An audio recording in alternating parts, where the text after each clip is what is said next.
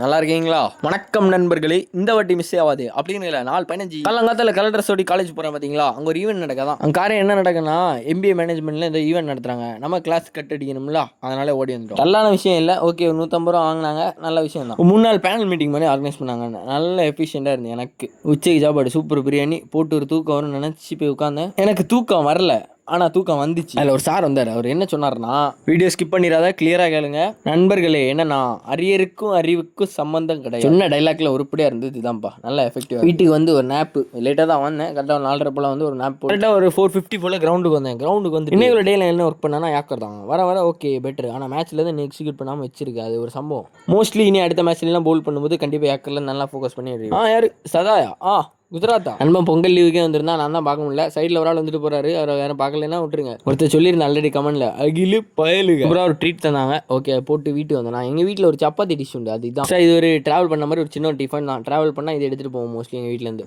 காரம் என்ன உள்ள உங்களுக்கு முட்டை இல்லைன்னா சிக்கனை போட்டு ஸ்டஃப் பண்ணி சூப்பராக இருக்கும். இந்த இதுக்கு தனியாக ஒரு ரெசிபி வீடியோ போடுறேன். ஓகே, கடைசியாக நாளோட குடிப்புக்கு பாலை போட்டு முடிச்சிட்டேன்.